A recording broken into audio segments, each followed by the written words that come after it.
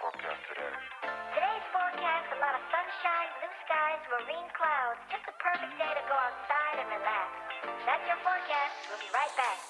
Yeah, sunny days, sunny days, sunny days. No clouds in the sky, but I get away. Feels like it's been a freaking decade. Welcome back to another episode of The Social Beaches. I'm Kelly Bowling. I'm Carolyn Smith.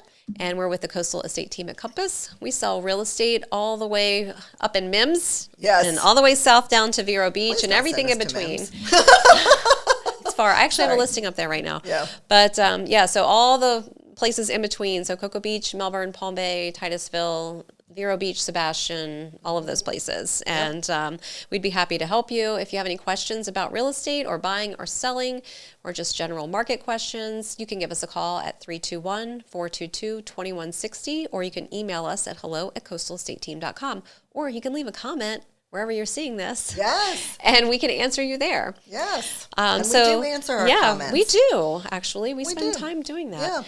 Yeah. So today we're going to talk about home affordability and also building personal wealth by owning a home. Yes. And it's basically, not everybody wants to be a homeowner, and there are some people that maybe they're not ready for the responsibilities of being a homeowner. It's true. And you need to have the serious conversation with yourself. Yes. And say, if it's better for me to spend the next year or 2 years, whatever it is, renting, because that's where my headspace is. I don't want to be responsible I don't for want to be maintenance. responsible. I don't want to worry about anything. I feel comfortable that I have a good landlord or can have a good landlord or a good apartment complex or whatever. Then by all means, we believe we don't do rentals. We don't handle rentals. Right. But we believe that rentals can be a good option for Absolutely. some people. I've rented before, and it was a great time to do that when I did. And, now I love owning my home. I love being able to change things about it. And, Yes. cut holes in the walls for the dog and all the fun Kelly's projects. got some new fun stuff at her house. Yeah, we're just kind of, I don't know, having fun with it. So that's great. But there, are times where, if I didn't own a home, there's certain things that I would still be paying for because, when I sold a home before, you get some equity. You can use it towards your next purchase. You can pay off debt, whatever. And I was able to pay off a substantial amount of debt because I'm a homeowner. Same thing when I refinanced. We paid off a substantial amount of debt, which, granted, we still have the same amount of debt, but our monthly payments were reduced by like $1,800 a month, which is insane. Huge. Which is huge. Which helps us pay down that debt faster because we can put the money towards other things. So, and I remember the realtor that we both follow. She was talking about how she owns a home and she rents it out. Yes. And all these people got mad at her. Well, why are you charging these people rent? Well, it's an investment for her. It was a crazy thing. Yeah. But the landlord's purpose is to make money. The comment I think was something like, and I'm sure you're charging them more than what your mortgage is or something. Well, yeah, that's how investors make money. She's charging market value for the rent. For the rent, yes. She didn't create the market value. She's just in line with it. And if the house is paid off, you're still charging market value. Yeah, you're not giving it what away. happens if it's paid off? Are you supposed to just let people live there for free? It's very weird. That's very a weird crazy comment. But I think that, what we're saying is if you are thinking about buying and you want to investigate buying, and sometimes what you're paying in rent can be more than what your PITI would be, or the same or slightly more that you would pay, but you're paying that to yourself. Yes, it's going into an account where you're buying your equity essentially. Yes. You're buying your equity. Yes. So not all of your payment goes to the principal, obviously, because No. you do have interest and taxes and insurance. Yes. Typically, and sometimes HOA fees. Yes. You'll have all of these things that you're paying for. So when you're trying to decide if you can buy a home, and your lender will help you with this as far as like what your debt to income ratios can be, because they are accounting for the fact that you're going to pay utilities. So your electric bill, your water, your gas, like all of those things, your internet. And then you've also got to account for any repairs that you're going to maybe need to do. Maybe not right now, but you might have to do them. Shoot, it could Make be. sure you're saving money. Yes. If you're going to need a new HVAC system in a few years, don't wait. Put money aside. It's kind of like, I don't know that I would call that part of your emergency fund, but a sinking fund for home repairs and maintenance. You should have that put aside so you're not caught unawares. Yeah, little things like pest control even. I've had people that purchased a home and, they're looking at what is the mortgage payment going to be, and the utilities will be low because it's like an investment property for me, like a second home situation. So they're just looking really at the cost of the home for the mortgage. Yeah. And then they're not realizing when they come to visit that there's bugs. It's Florida. It's Florida. It's tropical. And I'm like, well, you need pest Subtropical control. Well, how something. much does that cost? Well, it's minimal, but there's a cost. You know, I Yes. think I'm paying like, I don't know, $70 every 8 weeks or something like that. Yeah. And that's not nothing, but it's not a lot, but it does add up. So things Lawn like that. care. You still have like lawn care. Lawn care is an expense that, you know, if you can't do it yourself, if you have a pool maintenance. I'm not a chemist. It's a lot of chemistry for me. I don't have the brain space for that. So somebody else needs to do that. Somebody takes care And of it's my so pool, easy. They too. just show up and they do it. They know what they're doing. And it They also takes them tell me no when time. the filter's not working or something's yeah. not working right, and then that's Yes. another expense. So, by the way, if you have a pool, don't forget, and every so often it has to be resurfaced. Yes. It's very expensive. The pump needs to be replaced. The solar thing and the Saltwater system. stuff goes bad. Yeah, we've replaced all the things at our house on the pool. Yeah, me too. I need to have my pool resurfaced, and I'm like, I'm wondering what that could cost. Don't do what I did and do it like, Memorial Day. Don't do that. No. It's bad. Do it in the winter. I'm gonna do it when my little fund for the pool resurfacing has built up. Even little things like painting. Now, people are like, oh, painting's easy. Okay. So if you can paint, sure, it's easy. It's still expensive. The paint itself is not cheap. Yes. It's hundreds of dollars depending on, like, if you're painting one bedroom, it's not so bad. Maybe a couple $100 because you've got to get the brushes and the rollers and the paint and the whatever. But to do your whole home, I was floored, like, years ago, probably 5 years ago. Yeah. Maybe it was only 4.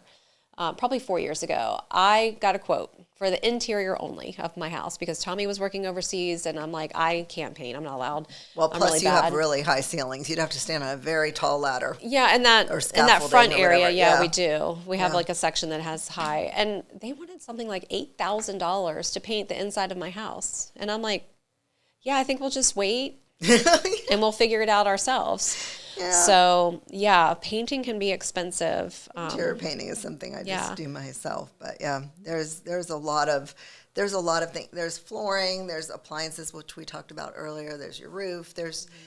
You cannot forget about the things that you're going to have to do as a homeowner, and the other things which you can't control, which taxes, if you homestead, you're protected Yes. to some degree. Right. How much it can go up, at least in Florida. But the insurance, It's a crapshoot. Who knows? It might be $4,000 this year and $8,000 next year. Nobody knows. nobody knows. We just kind of hold our breath, yeah, we wait for that that bill, to come. and then this year I was like, woo, another year in the And clear. I was not woo. I was like, ugh.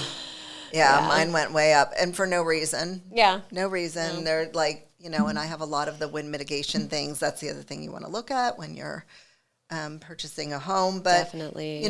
don't be afraid. I don't think we're saying be afraid. Just Just know. educated. Be educated. Know all of the things in your home that could potentially arise that might need maintenance. And like I have a septic system at my house. So, as a realtor, I'm learning a lot about them. I have one, but I'm learning more about them when people do inspections and things like that. And I'm being able to gauge like about how long does one last. And then I look at how old mine is. And I'm like, okay, we're going to need to be putting money away for that probably in the next 10 years, I would say.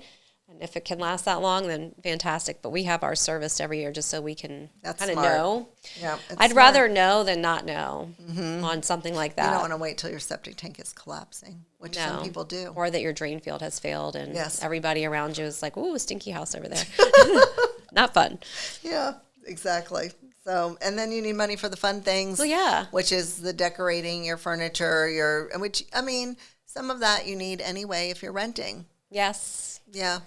Furniture you need no matter what. And we're not even talking about kitchens and baths. And kitchens and baths, yes. Can you live with a very old kitchen and very for old sure. baths? Yes, because I do. I do, yes. Yeah. I do. I'm like, that's way down the list of things to be done at my house.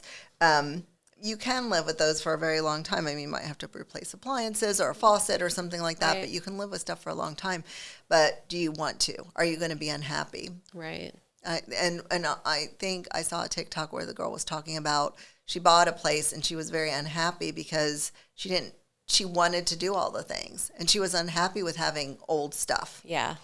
And so she was regretting buying. You have to be thinking that For sure. Some people will try to talk themselves into like these panic purchases that happened, during COVID when things were crazy. Good. I think a lot of people settled. They were like, it's the house I can get because they said yes to my offer after making maybe a lot of other offers.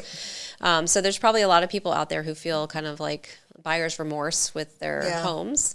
But now they feel stuck because interest rates maybe aren't where they'd like them to be. But there's something to definitely consider. And then, when you have a home, even if it is the home that you love, and maybe there wasn't anything you wanted to change about it at the time, over time, I've been in my house 8 years. You've been in yours a lot longer than that. I feel like, there's always a project. There's always something to do, whether it's, you're replacing a window or you're putting a roof on or you're getting a new air conditioning system, whether you had planned for that or not. What do we know about that? Yeah. So a lot of the unfun things, or even the fun things, we've gotten to do. We have some not fun things that we need to be doing, but that's a Kelly's time been thing. doing some fun things. I'm not doing any fun things. I'm like today I'm getting a new mailbox. Yeah, not so exciting. That's not, but so the soft close toilet seats are being installed. That's kind of exciting. That's exciting because my son doesn't realize that. Like at 3 a.m. when he slams that down, that wakes me up. Everybody hears it. Yeah, that wakes me up. The microwave door and the kitchen cabinets at my house. And I feel like I see a lot of people now who got the really dark, in the new construction homes, who got the really dark Pottery Barn style kitchen cabinets. We called it the Pottery Barn look. They're having them painted. Are they like wearing the chipping? No, they're just tired of the dark. The super dark, like the dark, almost like ebony, dark, brown. Yeah. Not black, but almost black. Yeah. They're having them painted different lighter colors. And they're like, look how much it changed. Well, it is not inexpensive to paint kitchen cabinets. If you're doing it right, it's not. Yeah, for sure. So we're seeing that too. Interesting. One of the things to consider if you think, well, I'm kind of ready for a home purchase, but I'm not, like, I don't want to deal with all the things that Carolyn and Kelly just talked about. Attached homes, villas, and we won't go into condos because that's a whole separate animal. Right. But like a townhouse or a villa where you're attached, where maybe they're escrowing or they're taking money from your monthly payment to paint the exterior, to take care of the roof, take care of parking issues, the lawn care. They're taking care of some of the outside things, so you don't have to. Right. So you can just focus on the inside. Yeah. And that's, or if there's a community pool, that's being handled. Right. So you're not having to deal with a pool or resurfacing or pool maintenance. Just make sure the reserves are good. You still want to check that even on a townhouse. Again, more of a condo issue. Definitely. Or 55 plus communities. People have a certain idea. Now they call them active adult. Yeah. Active adult communities. Active adult communities. But active adult communities where they have a lot of amenities, a lot of great things, taking care of the painting every 7 years, taking care of the roof sometimes. Mm-hmm. Depending on which community you're in. Lawn care, things like that. Pest control sometimes is included, or at least exterior pest control. The ones here I've toured a few of them, and I'm like, I want to live here. They have amazing amenities at these new communities. Are like, it's a resort. You're on vacation every day. It is. And it's funny, if you go there, like when it's nice out and the people are there enjoying, you're like, this is a party. Like, I want to come hang out here. It's true. And they all have their golf cart and they just drive around in their golf carts, and it's a lot of fun. I mean, life doesn't suck in a 55 plus. It really doesn't. Like I have a client, she lives over in Heritage Isle and she's out every day walking. She's got a ton of friends. She knows all of her neighbors. Yeah. And I think she's very social anyhow. Yeah. But I'm just like, she's having like the best time of her life over there. She is. She's having a good time. And we will say some 55 plus communities will allow under 55s to own. There's like rules, just like 20%, whatever. Right. But if you're thinking of doing that because you love the amenities, just be sure that you really want to live in a 55 plus community. It can be amazing or it could be not amazing. It depends on your personality, I feel like. It depends on your personality. Yeah. Yeah, make sure that that's really for you. So, just a little thing like that. So I think, is that it for tonight? I guess so. Yeah. So get you a bank account, buy a house. And buy it from us. Yeah. All right. We'll see you next time. See you next time. Cheers. Cheers.